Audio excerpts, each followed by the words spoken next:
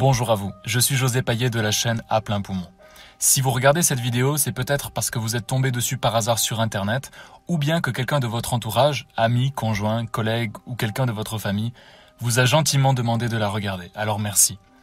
Quelles qu'en soient les raisons par rapport à la cigarette, que ce soit parce que cette personne a peur pour votre santé, ou bien parce qu'elle trouve que vous dépensez trop d'argent, ou bien parce qu'elle voit votre peau ou vos dents se dégrader, ou bien à cause de votre mauvaise haleine, quoi qu'il arrive, cette vidéo est juste une petite parenthèse dans votre vie et elle ne dure que quelques minutes. Et pourtant, elle pourrait bien changer le cours de votre destin. Je vous lance un défi. Le défi que je vous lance est celui de regarder cette vidéo en entier et une fois à la fin de cette vidéo, de ne pas avoir envie d'arrêter de fumer. Je vous pose une question. Vous savez peut-être que fumer tue, comme tout le monde, mais savez-vous combien de personnes exactement la cigarette tue chaque année en France ?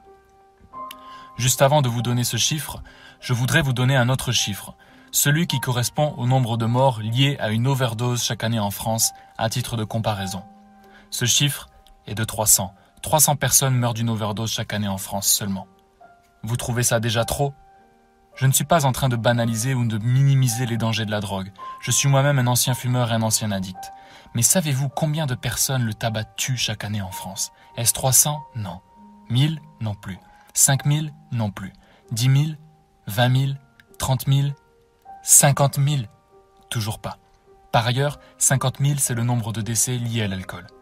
Mais le tabac, lui, tue 75 000 personnes par an en France. Je suis juste en train de montrer que le tabac tue 250 fois plus de personnes que toutes les drogues dures réunies chaque année. Et que le tabac tue plus que toutes les autres drogues douces et dures réunies. Pour se faire une idée de ce que représentent ces chiffres énormes, prenons les images suivantes. 300 personnes qui meurent d'une overdose, c'est l'équivalent de la salle de spectacle de votre quartier. Tandis que 75 000 personnes qui meurent du tabac, c'est l'équivalent d'un stade de France en disposition de concert rempli à ras-bord. Alors maintenant, je vous pose une question essentielle. Pourquoi, si vous ne consommez pas de drogue dure car elle est dangereuse, alors vous consommez du tabac ? Je réponds à cette question de manière scientifique à la fin de cette vidéo. Je dis bien de manière scientifique. Je vous ai parlé des chiffres en France, mais je ne vous ai pas parlé des chiffres dans le monde. Dans le monde, la cigarette, c'est 6 millions de morts chaque année.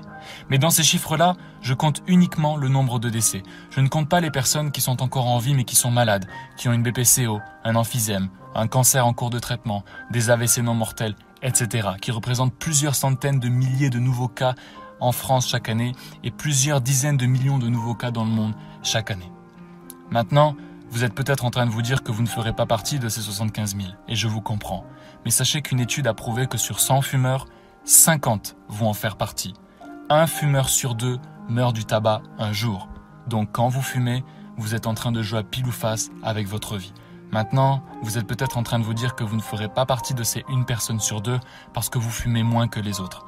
Mais sachez qu'une étude a également prouvé qu'il est beaucoup plus dangereux de fumer longtemps que de fumer beaucoup. Bien sûr, si vous fumez beaucoup, cela augmente d'autant plus les chances. Maintenant, je vous pose une autre question. Pourquoi, dans les séries policières ou dans la vraie vie, les gens ont peur et obéissent quand on leur braque un pistolet sur la tempe ? C'est tout simplement parce qu'ils prennent conscience qu'ils vont mourir tout de suite. Et alors, leur instinct de survie s'active. Et à leur place, vous et moi réagirions exactement de la même façon. Eh bien, la clope, elle, nous fait oublier notre instinct de survie. Parce que quand on fume, c'est comme si on avait une roulette russe sur la tempe, chargée avec 3 cartouches sur les 6, 24 heures sur 24 et 7 jours sur 7. Que ce soit un cancer, un AVC ou une maladie quelle qu'elle soit. Vous allez peut-être me dire, oui, mais il y a des non-fumeurs qui meurent d'un cancer du poumon. C'est vrai. Sur 100 personnes qui ont un cancer du poumon, 90 sont des fumeurs. 9 personnes sur 10 qui ont un cancer du poumon est un fumeur. Donc si vous avez 9 chances sur 10 de perdre au casino, vous êtes capable de miser combien ? L'ironie, puisqu'on parle d'argent, est que vous misez au moins 1 000 € par an dans la cigarette si ce n'est plus, soit environ 45 000 € minimum dans toute votre vie. Alors maintenant, je vais répondre à la question de pourquoi, si on ne consomme pas de drogues dures parce qu'elles sont dangereuses, on consomme du tabac qui, lui, tue 250 fois plus que ces drogues dures. La réponse est simple et elle réside dans votre cerveau. C'est parce qu'on pense au plaisir immédiat ou à la douleur immédiate. C'est-à-dire que malgré notre intelligence entre guillemets supérieure à tous les animaux, malgré notre capacité à imaginer le futur, à nous projeter dans les décennies à venir et à imaginer les conséquences de nos actions, eh bien, dans notre cerveau, il y a une partie qui s'appelle la partie limbique. Et cette partie limbique, qui est identique à celle des animaux, ne veut qu'une seule chose. Elle veut nous éviter la douleur tout de suite et on veut avoir du plaisir tout de suite. C'est tout. Les drogues dures, elles, provoquent une douleur tout de suite ou assez rapidement, et alors on les évite davantage. Tandis que la cigarette provoque une douleur très lointaine, mais un petit plaisir immédiat, plus rapide à monter dans le sang que l'héroïne, et alors on en consomme tout de suite. Vous êtes comme des singes dans un zoo, à qui on donne des bananes empoisonnées, qui tuent un singe sur 2. Mais les singes sont satisfaits car ils ont leur plaisir immédiat, et surtout une douleur si lointaine qu'ils n'en ont pas conscience. Tout le reste, ce sont des histoires que l'on se raconte pour apaiser sa conscience avant la sentence finale. La cigarette me détend. La cigarette est un compagnon. La cigarette est un plaisir. La cigarette est une récompense. La cigarette, c'est le plaisir du geste. On meurt tous de quelque chose un jour. Plein de célébrités fument. La cigarette m'aide à gérer mes émotions. La cigarette donne un meilleur goût au café.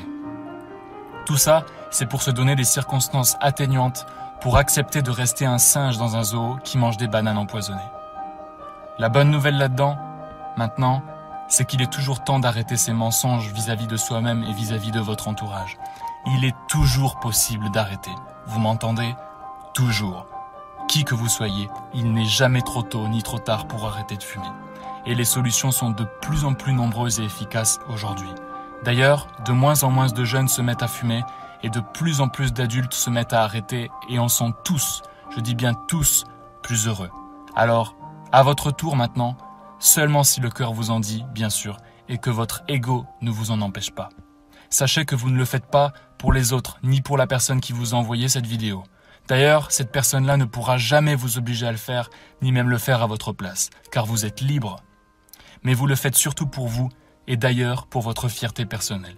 Et cette chaîne YouTube à plein poumon et le groupe Facebook à plein poumon vous y aident 24 heures sur 24, 7 jours sur 7, sans jugement.